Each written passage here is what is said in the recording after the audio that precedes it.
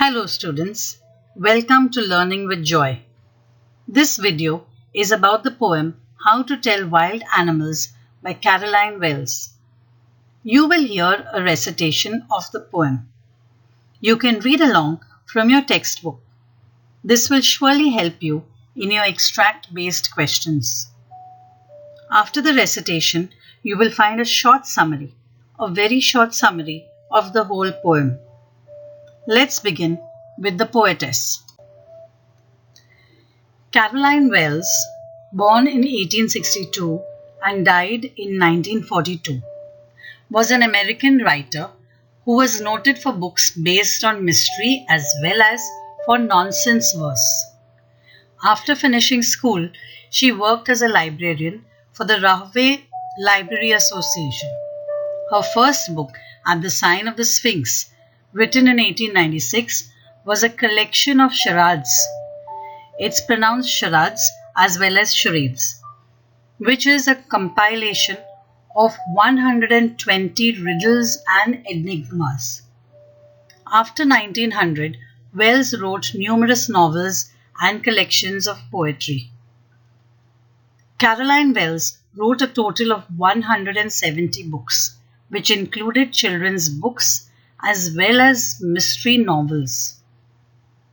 The Washington Post called her the witty mystery expert.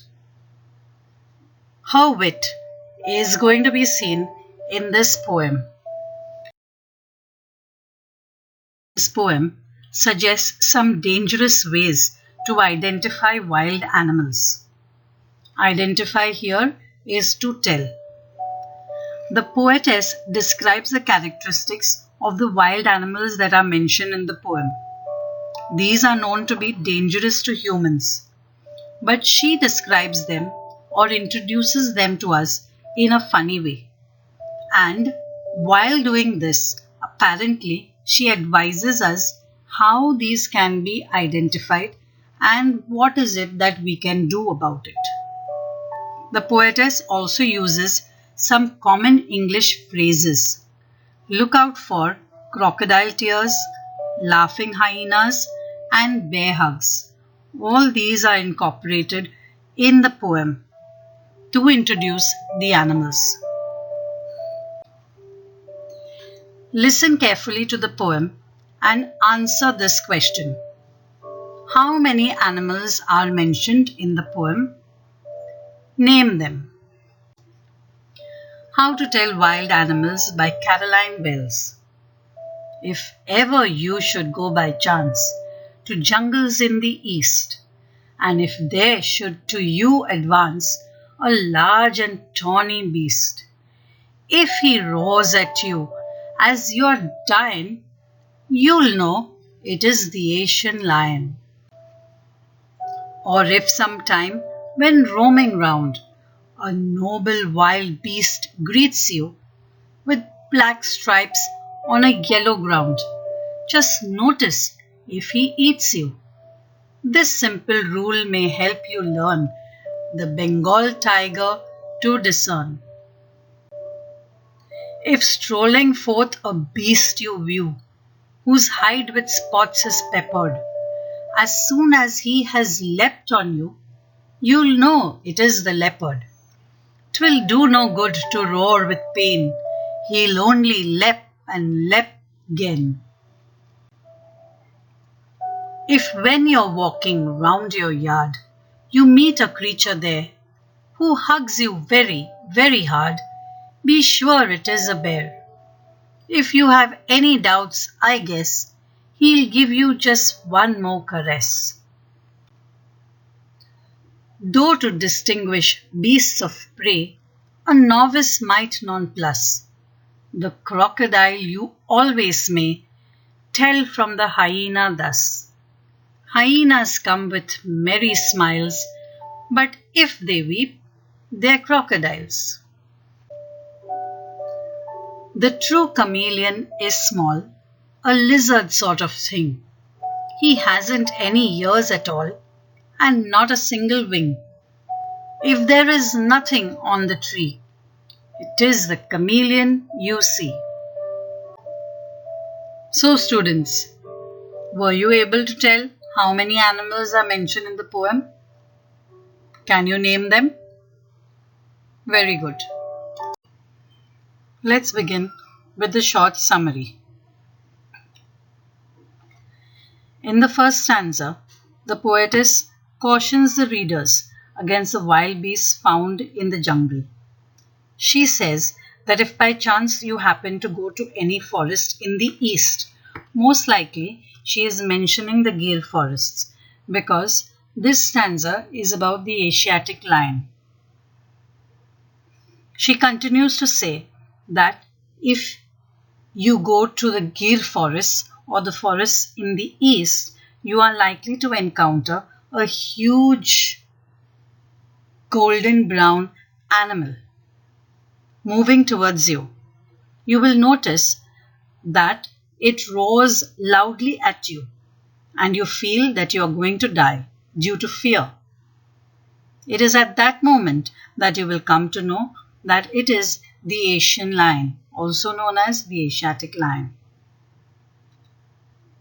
The next stanza, the poetess describes the Bengal tiger.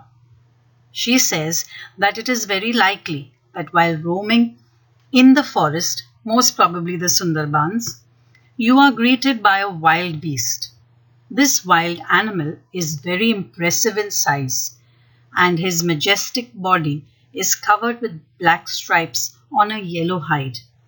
The poetess cautions that if the readers notice this beast, and that if he eats them, then this simple rule will teach them that it's a Bengal tiger, which means the rule is that the tiger is obviously going to attack you.